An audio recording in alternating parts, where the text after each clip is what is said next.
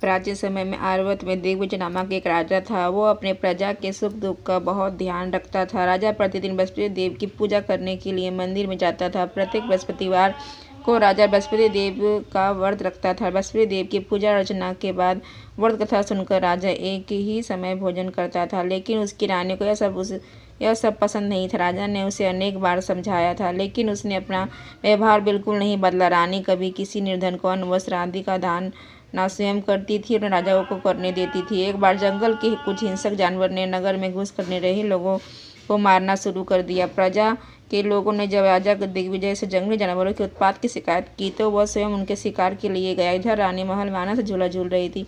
उस दिन बृहस्पति देव निर्धन भिक्षुक के रूप में महल के द्वार पर पहुंचे और रानी से भिक्षा मांगी तो वह क्रोधित मिष्टिक स्वर में बोले, हे भिक्षुक, सुबह से भिक्षा देते देते मैं तो परेशान हो गई हूँ। लोगों को दान देने के लिए तो मेरे पति ही बहुत है। वे हर समय भिक्षुक को अन्न वस्त्र तथा धन दान करते रहते हैं। उनको इस तरह दान देने से तो मैं बहुत तंग आ चुकी हूँ। इससे तो अच्छा है कि सारा धन समाप्त हो जाए, ताकि हम प्रतिदिन दान देने के कष्ट से मुक्त होकर चैन की सांस ले सके। रानी की बात सुनकर बृहस्पति देव मन ही मन मुस्कुराते हुए बोले, हे रानी, भगवान तुम्हारी ये मनोकामना बस पूरी करेंगे। तुम इस समस्या से छुटकारा पाना चाहती हो तो बृहस्पतिवार को सुबह सूर्योदय से पूर्व मत उठना। जब सूर्य की तेज धूप तुम्हारे बिस्तर पर पहुंच जाए तभी उठना। फिर सारे महल को गोबर से लिप कर सिर से पांव तक स्नान करना। फिर लंबे बालों को अवश्य धोना। राजा से कहना कि वह बृहस्पतिवार को हजामत अवश्य कराए। राजा को भोजन में मांस मंदिरा अवश्य देना। निरंतर 7 बृहस्पतिवार को तक ऐसा करने से तुम्हारे धन की मुसीबत से अवश्य मुक्ति मिल जाएगी। इतना कहकर भिक्षुक रूपी बृहस्पति देव कुछ दूर चलकर अंतर ध्यान हो गए।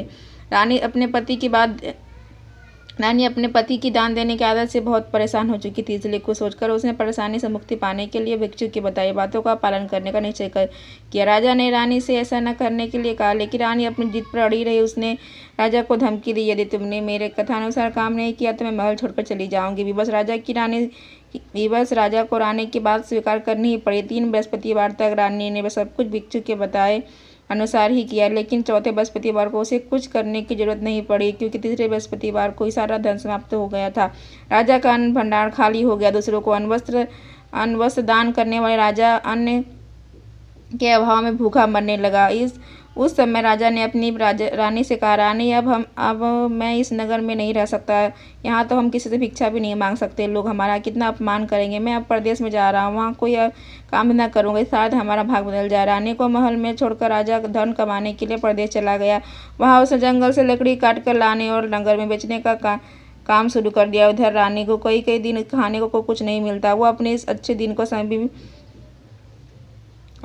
को समीप याद करके आंसू बहाते रहते। एक दिन रानी ने भूख से परेशान होकर अपनी दासी से कहा, दासी, समीप के नगर में मेरी बहन रहती है। वह बहुत धनवान है, तो उसके पास जाकर 5 सेर अनाज लेके आना से कुछ दिन तो पेट भरेगा। उसके बाद कहीं मजदूरी करके काम चलाएंगे। रानी की बात सुनकर दासी चल पड़ी। जब दासी रानी के बहन के पास पहुंची तो वह बृहस्पति देव की पूजा अर्चना कर रही थी। दासी ने 5 सेर अनाज मांगा, लेकिन पूजा में व्यस्त बहन ने उसकी बात पर ध्यान नहीं दिया। दासी कुछ देर वहां बैठकर खाली हाथ महल में लौट गई। उसने रानी से आकर कहा, हे रानी, तुम्हारी बहन बहुत अभिमानी है। अधिक धन होने के कारण वो किसी की बात नहीं सुनती। मेरी बात का भी उसने कोई उत्तर नहीं दिया, बस पूजा पाठ करती रही। आखिर मुझे खाली हाथ ही लौटना पड़ा। रानी ने उदास मन से कहा, दासी, जब बुरे दिन आते हैं तो कोई सहायता नहीं करता, अपने भी मुंह मोड़ लेते हैं। यह सब हमारे भाग का दोष है। उधर पूजा पाठ के बाद रानी की बहन ने जब दासी की ओर देखा तो वो वहाँ से जा चुकी थी। बहन ने सोचा, अवश्य ही मेरी बहन पर कोई विपत्ति आ पड़े, तभी तो उसने दासी को भेजकर 5 सेर अनाज मंगाया है। यह सोचकर वह घोड़ा गाड़ी में सवार हो रानी से मिलने के लिए चल पड़ी। रानी के महल में पहुंचकर उसने कहा, बहन, मुझे क्षमा करना। जब तुम्हारी दासी आई थी उस समय मैं बृहस्पति देव की पूजा कर रही थी और पूरी व्रत कथा सुने बिना उठ नहीं सकती। विष्णु भगवान का पूजन प्राप्त करके जब मैं उठी तो दासी वहां से लौट आई थी। रानी ने बहन को सारी दुख भरी कहानी सुनाकर मैंने दासी से दासी का व्रत कर मैंने दासी को 5 सेर अनाज लाने के लिए भेजा। वहां से रानी की कहानी सुनकर तो देखिए मेरी पूरी कथा हो चुकी है। अब आरती आ गई है, मैं जा रही हूँ आरती करने।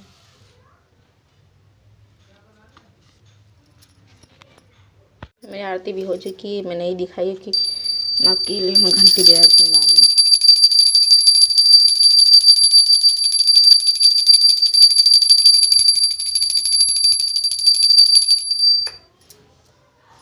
जा रही हूँ अपने जल देने वहाँ पे केला के वृक्ष में। तो मैं सब ये लोटा लेके जाऊँगी। पहले जल यहाँ पे डालना है।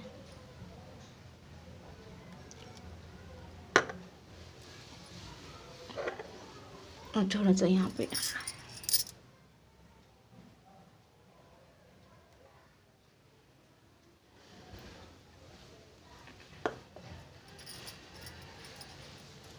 तो मैं इसको लेके जा रही हूँ, जल लेके जाऊँगी।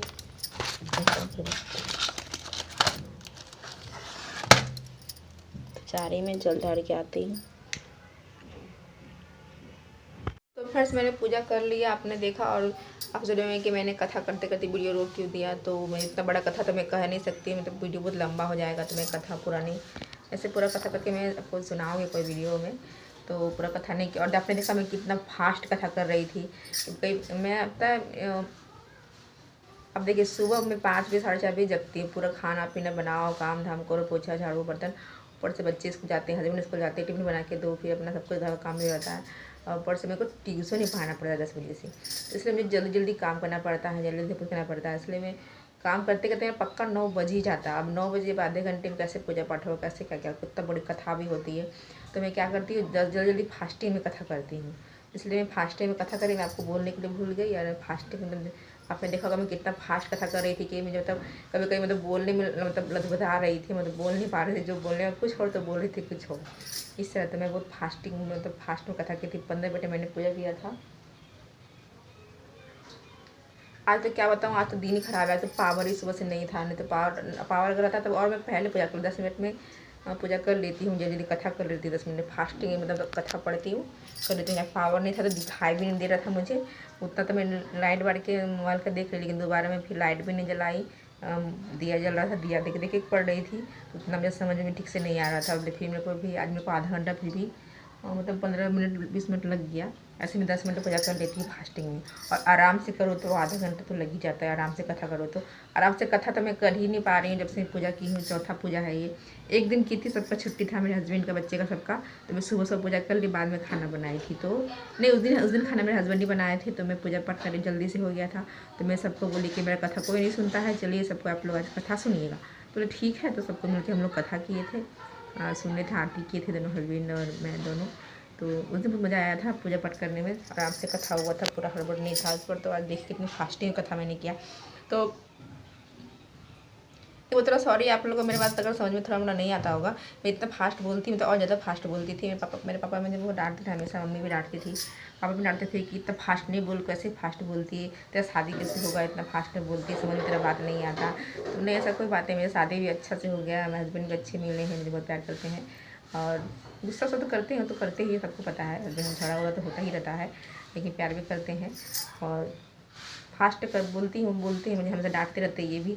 पहले पापा डांटते थे, पापा तो अब नहीं है, तो अब यही डांटते हैं, इतना फास्ट बोलती है, समझ में नहीं आता है, ऊपर से आराम से बोलो, इसे बोलो, चिल्ला कर मत बोलो, इससे मतलब मेरा आवाज़ ही ऐसा है कि मैं तब फास्ट बोलती, कुछ ही बोलूँगी ना तो मुझे धीरे धीरे बोलने का आदत ही नहीं है। कुछ ही बोलती, जोर से ही बोलती, इसलिए मुझे हस्बैंड हमेशा मुझे डांटते रहते हैं कि किसी से बात करते तो आराम से बात करो। तो मैं फास्ट में ही बोलती, इसलिए मुझे अगर उसके सॉरी अगर आपको कुछ समझ में नहीं आ रहा है तो मुझे समझ में आ रहा है, उतना भी फास्ट में नहीं, थोड़ा मैं अब स्लो कर दी।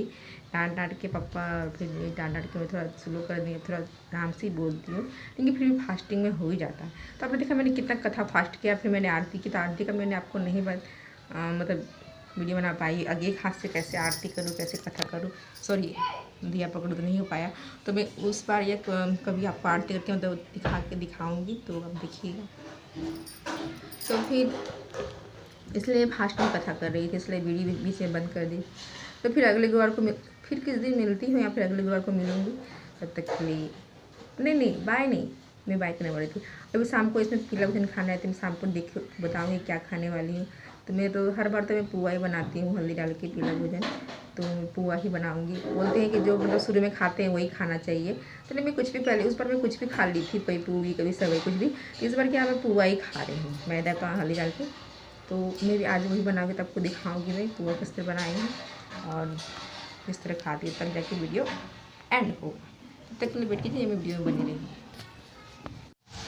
तो फिर देखिए शाम के 5 बज रहे हैं, 5:30। तो देखिए मैं पुआ बनाई है, हल्दी डाल के, पीला भोजन पुआ। वो हम लोग बिहार में पुआ बोलते हैं, मालपुआ बोलते हैं। नहीं, खाली वो छानने वाला से तो हम पुआ बनाई हूँ।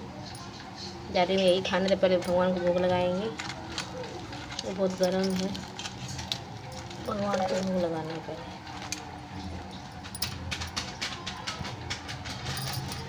फिर जा रही हूँ भगवान को भोग लगाने, बृहस्पति भगवान को भोग लगा के फिर खाएंगे। जल डाल रही चढ़ाने, चढ़ा के फिर खाएंगे, तब खा के आपसे मिलती है।